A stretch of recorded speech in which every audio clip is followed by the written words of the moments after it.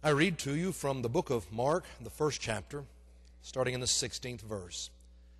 As Jesus passed along the Sea of Galilee, he saw Simon and his brother Andrew casting a net into the sea, for they were fishermen.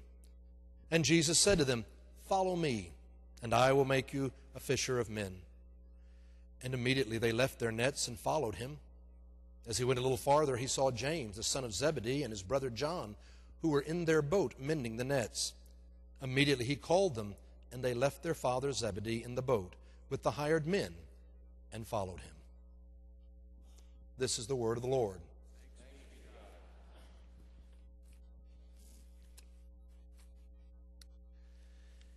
It was back in 1852, Matthew Arnold wrote a poem entitled "The Buried Life." Often in the world's most crowded streets, often in the densest strife, there arises an unspeakable desire after the knowledge of our buried life. A thirst to spend our fire and restless force in tracking out our true original course. A longing to inquire into the mystery of this heart, which beats so wild, so deep in us, to know whence our lives come and where they go.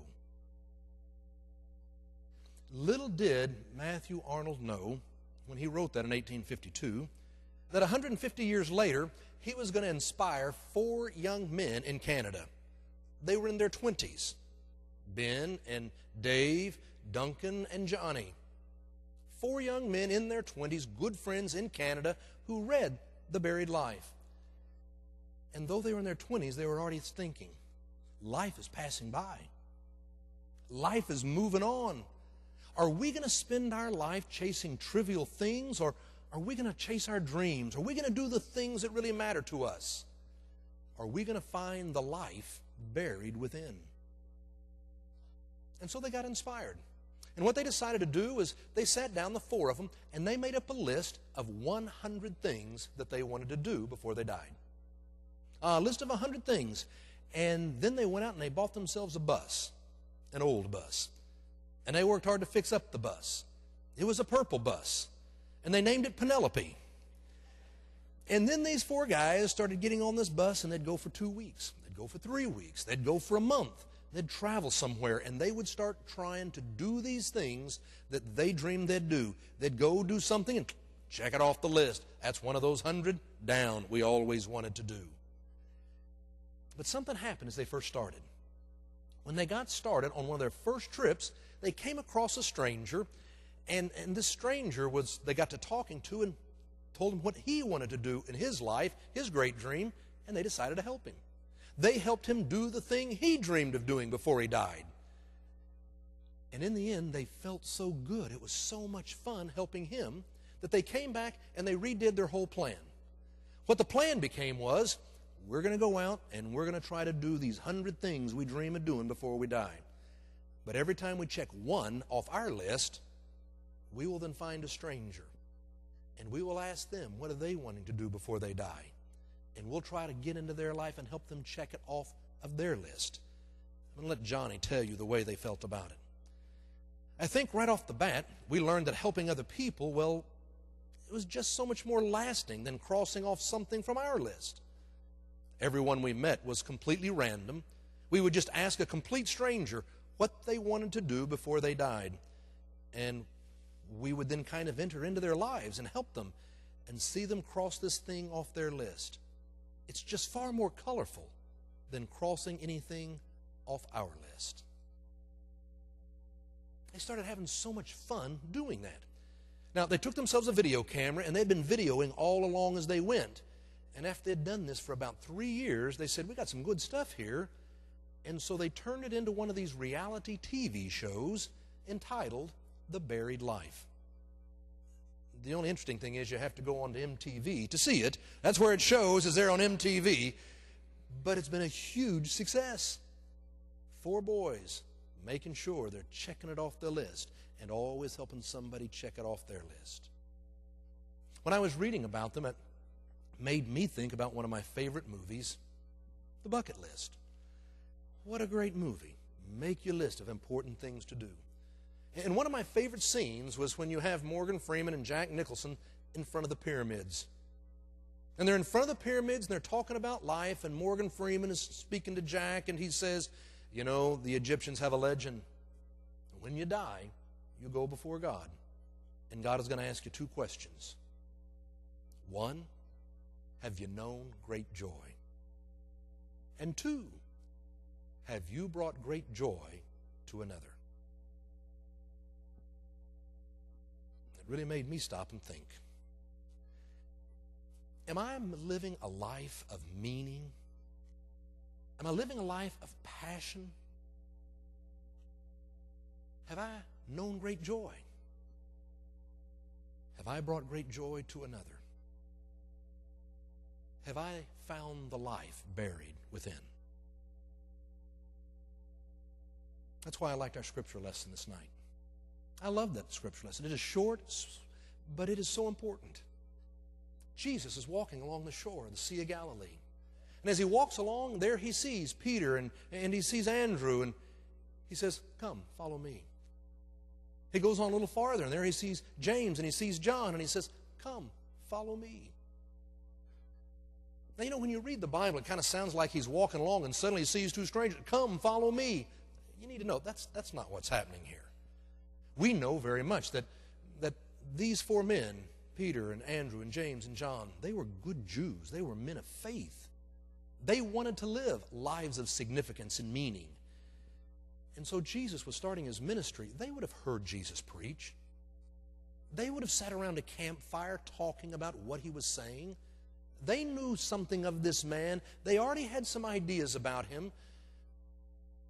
But it was that day when he walked on the beach and he said, come, follow me.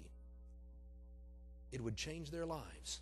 It would give them the opportunity to find that life buried within, to live a life of meaning and significance, to know great joy, and to bring great joy to another. What Jesus did for them so many years ago is what I believe that he still does for each and every one of us. He walks into our lives to say, come, follow me. Live a life of meaning and a life of passion.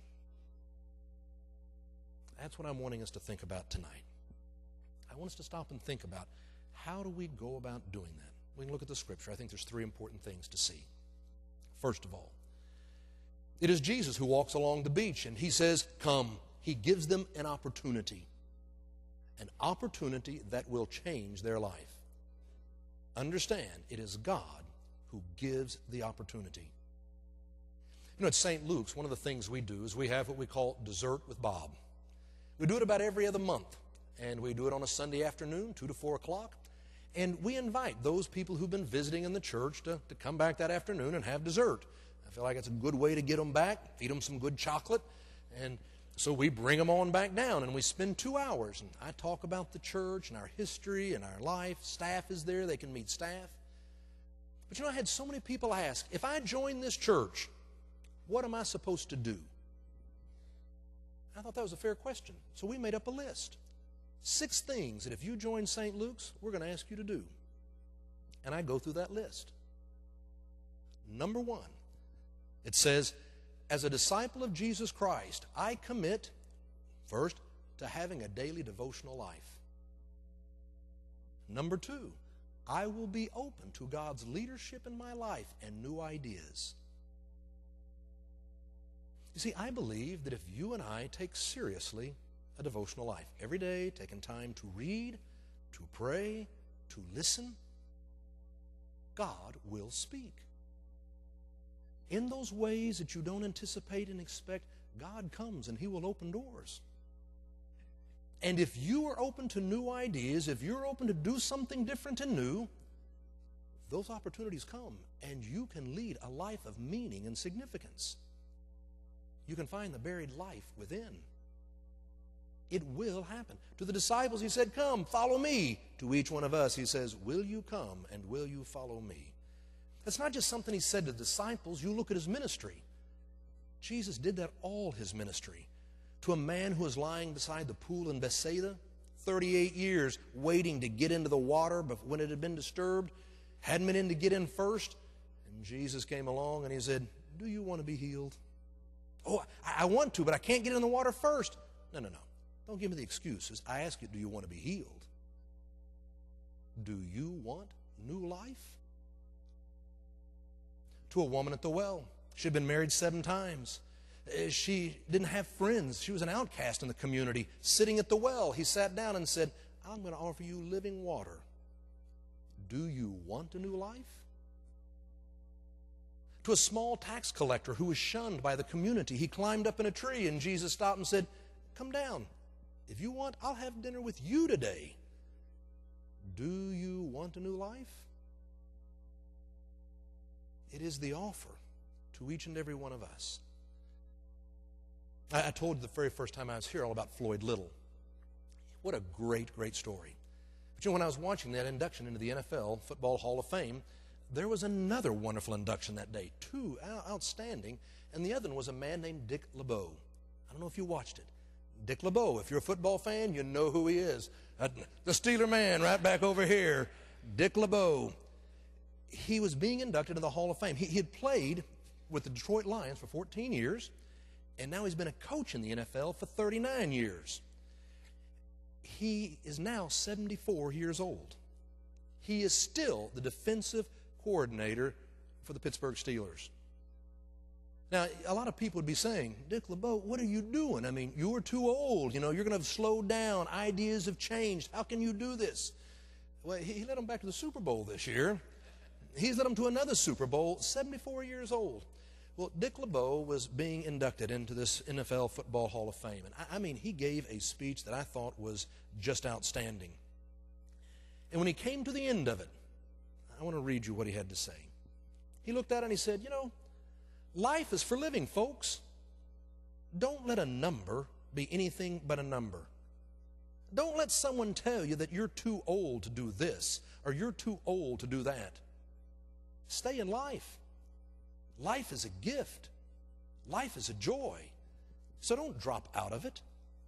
If I'd have gotten out of my life's work that I was passionate about at 65 when you're supposed to retire, well, here's what I'd have missed. I'd have missed being a coach on the 2005 World Championship football team. I'd have missed out being a coach on the 2008 football team that won the Super Bowl. I'd have missed out on being a coach that's having statistically the #1 defensive football in the last 35 years. And he went on and on of the things that he had experienced, and he came to the end and he said again, life is for living, folks. Don't drop out of it. It doesn't matter how young or how old we are. I believe that the promise is that God gives you the opportunity. He walks along the shore of the sea and he says, come, follow me. You want a life of meaning? You want a life that matters? You want to know great joy? You want to bring great joy to another? Come, follow me. Secondly, it's interesting when you talk to these 4 young men who went out and created this TV series, The Buried Life. They started asking. I saw an interview with them, and it was fascinating. They interviewed them, and they said, you guys are going out and doing what we all wish we'd have done.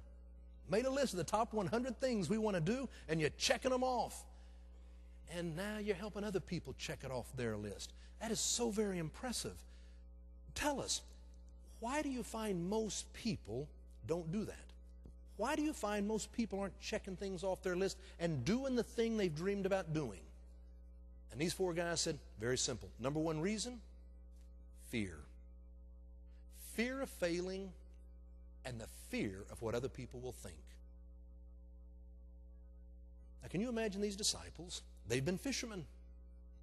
And along comes Jesus and he says, come, follow me. Don't you think one of the questions that went through their mind was, what are people going to say? What's my mom and dad going to say? What are my friends going to say when I leave fishing and I go follow this man? And what if we fail? What if he isn't the Messiah? What if it doesn't work out the way we hope and plan? What will they say then? Don't you think that ever went through their mind? how many things have you failed to do? How many things have you not done because you were afraid of what somebody else would think? As you've been hearing along, I have a lot of things that Marcia and I enjoy doing. We love sailing. We also love flying. I love flying. I'm a passionate private pilot. It was back in 1989 that Marcia and I decided that we wanted to build an airplane. Well, I really wanted to build the airplane. She was very supportive of it. We were going to stick it in our garage. We had a 3-car garage, and we would lose that garage for a long time to come. The problem was it wouldn't be finished before we moved to Oklahoma. And when they pulled up the 18-wheeler to load up our house, the first thing they had to do was come and pick up a fuselage and stick it there into the back of this 18-wheeler. And then they had to stick this wing in.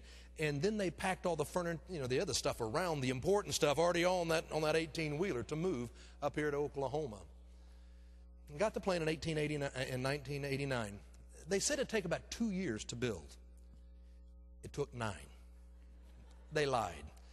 I worked hard at this thing. It took 9 years to be able to get it built. The plane is a Cirrus VK-30. It is a kit plane. It's all composite. It's a pusher. The engine is midship, and the prop is on the rear. It'll carry 4 people. It has retractable gear, variable pitch prop. It is a Lycoming TIO 540 that's 350 horsepower, turbocharged. It'll fly 25,000 feet high and 300 miles an hour. That's why we built the plane. I said, I'd like a plane that's bigger and goes faster, and we can't afford that. But if we build one, maybe we can get a little more of the kind of plane that we would like. And so we set to work. 9 years till it finally flew. It was by then out here at Wiley Post Airport. And I was the test pilot. I will never forget that day when you get on the runway after all those years and you give it the throttle and pull back, and that thing breaks ground and you wonder if it's going to fly. That was a big day. Marcia was scared to death standing there on the ground. I was scared to death in the airplane. It was a big day. The FAA has rules. The FAA says if you build an airplane and start to fly it, well, you have to fly for 40 hours by yourself over an unpopulated area. And once you fly 40 hours by yourself over an unpopulated area, they'll certify you as an airplane, and then you can go places. I flew my 40 hours. And when I had 40.5, I said, Marcia, it's your turn.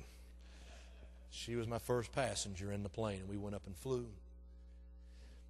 After that, we started painting the plane. It took months. I mean, again, you're doing it yourself. You're sanding and painted on this airplane. And finally, we got it painted, and she designed the color scheme, and it looked beautiful. And so it was on a Friday, I decided to get out there and start flying again and kind of just get the hours, get back up to speed with this thing. And I went out there, and I took off, and it was a beautiful day. I'm flying out west, and I had it up to about 220 miles an hour. I'm smoking along, going west, and life was great. And then I heard a beeping in the headset. It was an alarm. It was telling me a high temperature on one of the cylinders. Now, I knew it was a false alarm. We've tried this before. I knew this. I tried fixing it. It was an intermittent problem. I had tried one and second and third. Couldn't get it fixed. I heard the alarm. Didn't scare me. I knew it was a false alarm. But I reached down to push a button to turn off the alarm. And when I did, I pushed the wrong button. The button I pushed didn't turn off the alarm. The button I pushed was to power up the hydraulic landing gear when you're on the ground. You only use it when you're on the ground to keep the hydraulic gear from collapsing when you taxi. So when I pushed that button, it powered up the hydraulic system, overrode everything else, and the landing gear started to come down. Now, I have what's called a gear down speed of 160. I was doing 220. And when that gear came down, it changed the aerodynamics and everything, and that plane pitched up. Scared me to death. I mean, I let off that button and grabbed hold of the yoke to push the plane nose back over again and to get control of the airplane. And I was thinking, come on, you're better than that. You're not paying attention. Well, what I didn't realize, what had happened was, I was paying attention, but by pushing the wrong button, the gear had come out, the plane pitched up 220 miles an hour of power of wind started to close those doors. I let off the button and the gear came back up. It hit the doors. It began to crack all the gear inside, and it jammed the two nose gear doors. Now, I didn't know that, but I now had a landing gear stuck up in the nose gear that wasn't going to come down. I was just thinking I'd made a mistake flying. I got control of the airplane and thought, come on now, you're better than that. I kind of calmed down, enjoyed flying for about another hour, just dumb, happy, and fat. I just cruising all along. Life is so good until I came around to finally land. I called the tower and said, Tower, this is 903 Romeo Lima, inbound for landing. And they said, Roger, Romeo Lima, you're cleared to land, 17 left. I was on final. I dropped that gear, and it was a moment I will never forget the rest of my life. You think of how many days can you actually remember in your life. I remember this moment in my life, because when I dropped that gear, I had 2 green lights come on. You're supposed to get 3. 1 for each wheel when it's down and locked in place. I had 2, 1 for each of the wings. That was all. No nose gear. I stared in disbelief. I thought, that can't be. I pondered. I just kind of looked at that for a moment, and your heart skips a beat. I called the tower, and I said, Tower, this is 903 Romeo Lima, inbound for landing, but I'm showing a negative on my nose gear. Could I fly low by the tower, and would you look for me? He said, Roger, Romeo Lima. So I kind of came in low and slow by the tower, and he said, that's a negative on the nose gear, Romeo Lima. I said, Roger. Sucked the gear up, gave it the throttle, pulled back, and started heading out west. The tower came back and said, 903 Romeo Lima, what are your intentions? I went back and said, I have no idea.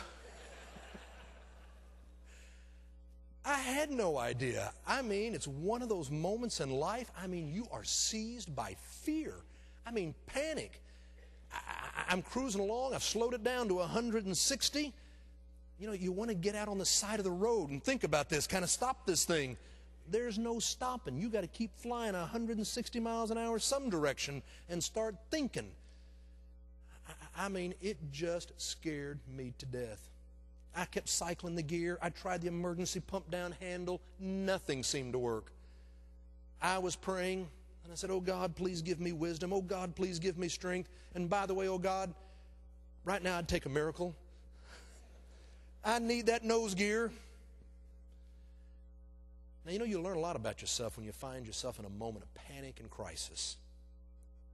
And as I'm flying along out there, I went back to think, what was I thinking about in those moments?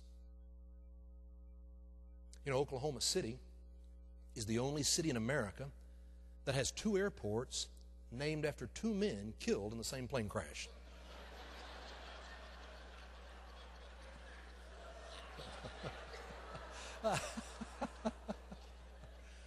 It's true.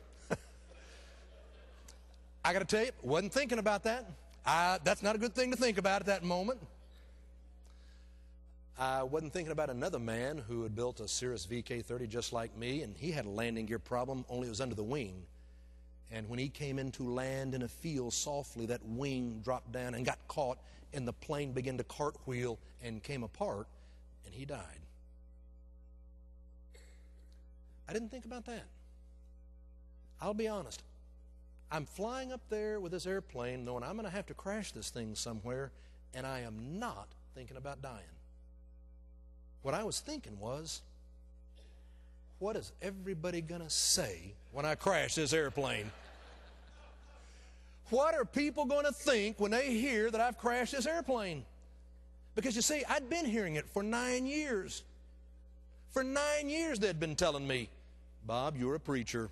You do not know how to build an airplane. This is the dumbest thing I ever heard. You are going to crash this airplane. This thing is going to kill you.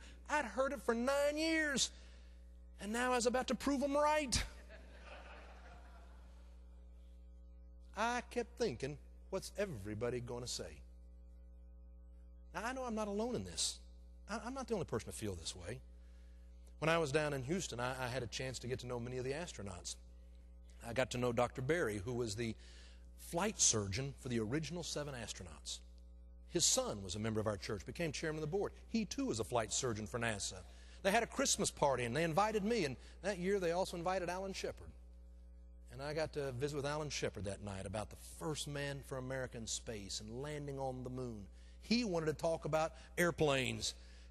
I wanted to talk about landing on the moon. But you know the story of Alan Shepard sitting on top of that little Redstone rocket, waiting to go, the first man in a suborbital flight. He sat there hour after hour, delay after delay, and he had to wait and wait.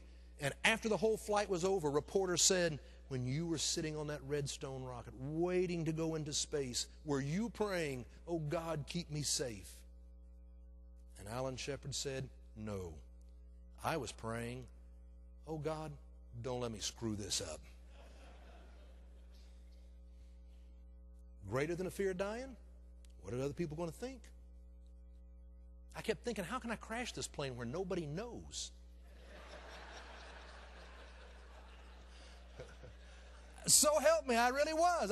How can I get this thing down? No one needs to know what's happened around here. I tried everything. I finally, after about an hour, flew back around to the tower, and I just thought one more time. I said, Tower, I'm going to fly by one more time. Would you look at the nose gear? And I came by, and he said, Romeo Lima, that's negative on the nose gear. Do you want to declare an emergency? Now, you need to know that only a pilot in command can declare an emergency. Tower can't do that. Do you want to declare an emergency? And I said, no, sir. I don't want to, but I'm going to have to. He said, Roger, Romeo Lima, we've already made a decision. We're sending you over to Will Rogers because there they have fire trucks and ambulances and crash vehicles. Good luck. Oh, thank you very much. I get out there and circle around. That made me feel good. And he said, we'll give you vectors. We're going to bring you in. You just keep it in the center of the runway. I mean, I started heading over towards Will Rogers Airport. And I mean, it was just like in the movies. I mean, all these vehicles lying down the side of the runway. Lights are a-flashing. I mean, there's fire trucks and ambulances and these crash vehicles. And I come bringing this thing in, and I'm just praying, and I touch down, and that nose comes down and just hits that pavement so hard. And for the next few hundred yards, I am literally about 4 feet looking down at this runway at 90 miles an hour as I'm trying to slow this airplane down and keep it on the runway. Right down the center line. Came to a stop, props on the back. I damaged the nose. Cost me about $100 to fix it in the end. That's it. Well, I mean, it came to a stop. I'm fine. The plane is fine. I jump out. Guys in these silver suits with their fire extinguisher charging the airplane. I'm going, whoa, whoa, we're okay, man. Don't touch this thing. I'm thinking, okay, we're down, we're safe.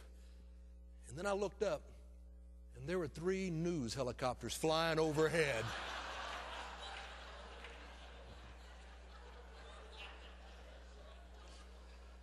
Lead story on the noon news.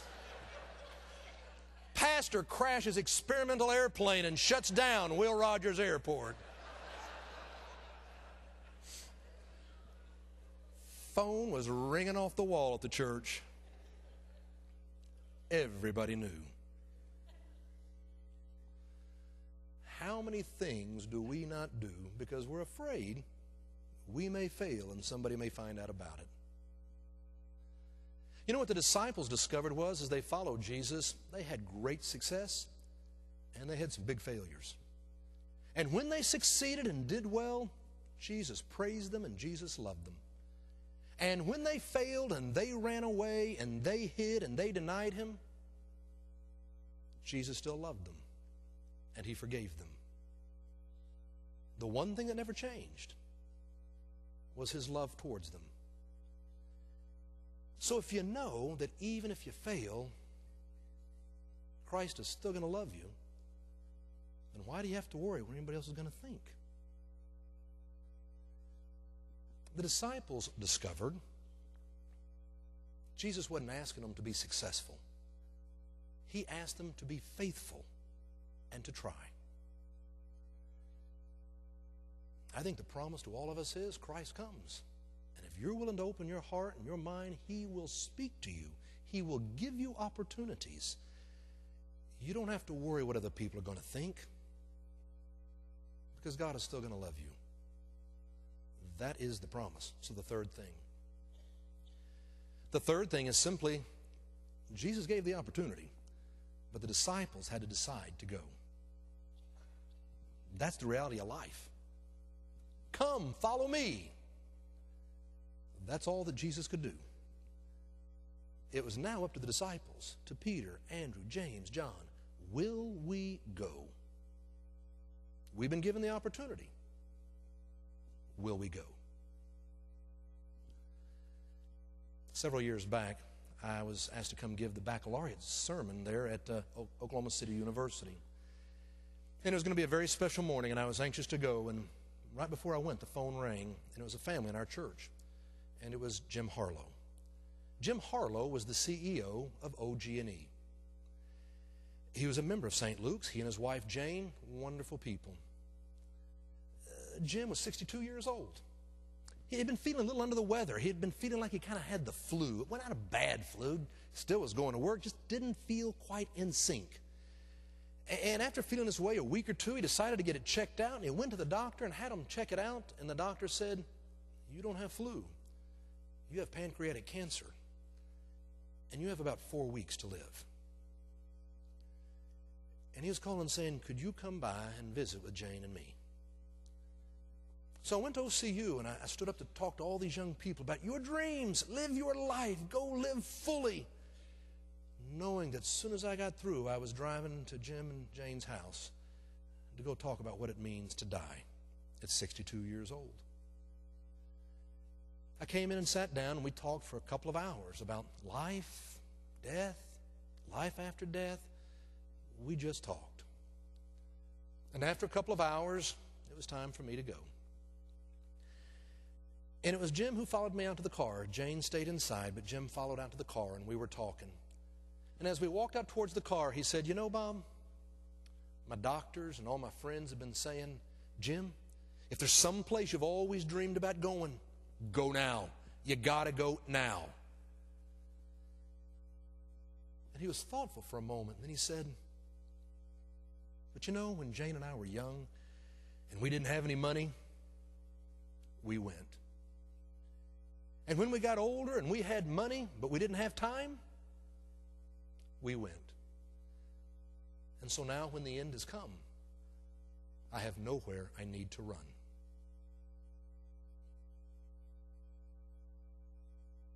I want to live like that. I want to live with a sense of passion. I want to live with a sense of meaning. I want to know great joy, and I want to bring great joy to others. To discover a buried life within.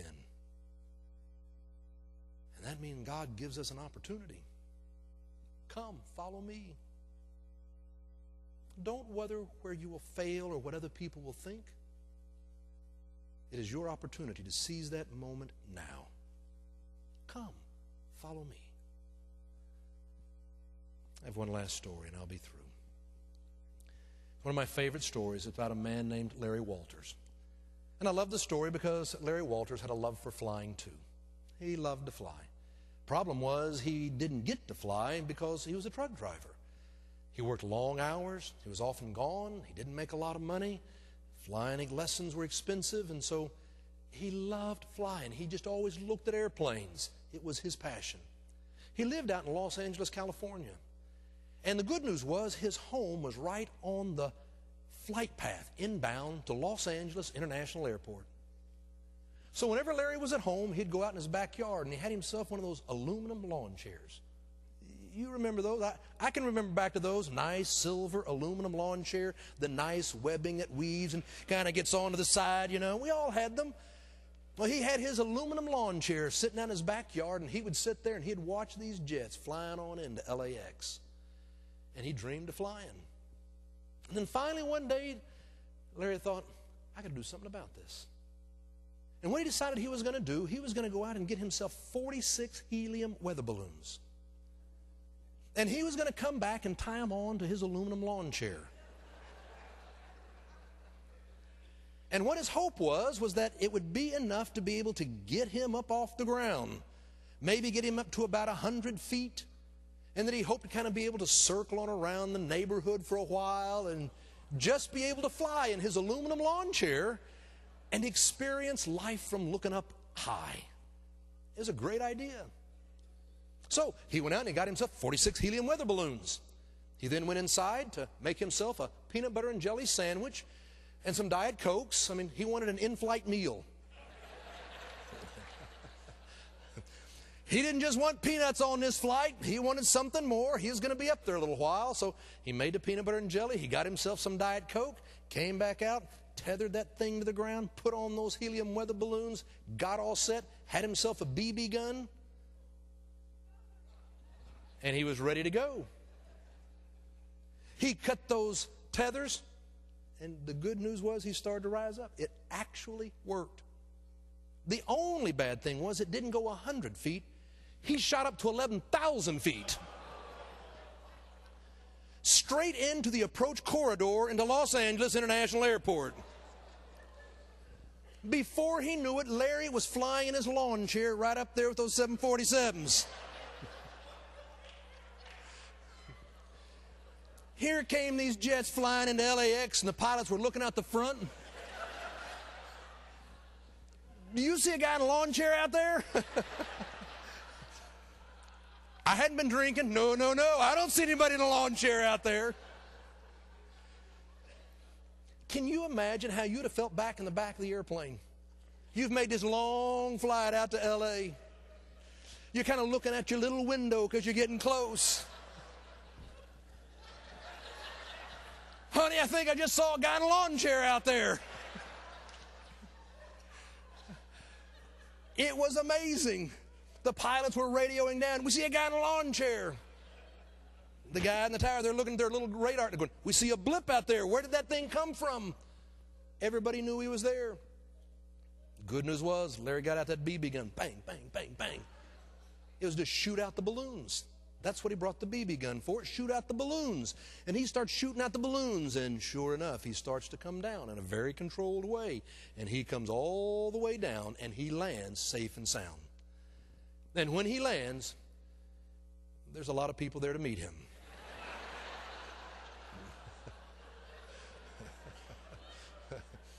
People from the FAA are there to greet him. Members from the National Transportation Safety Board are there to meet him. The police are there to meet him. And so is the press. They get him out of the lawn chair and they start to lead him away. And the press starts hollering out, Larry, Larry, was that exciting? Oh, yes, it was. Larry, Larry, were you afraid? Yes, I was. Larry, Larry, are you glad you did it? Yes, I am. Larry, Larry, you ever going to do that again?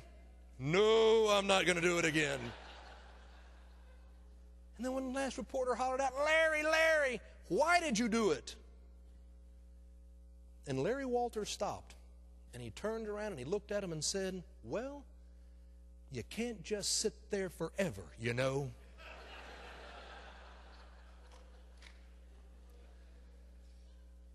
And neither can we. Jesus said, come, follow me. Amen.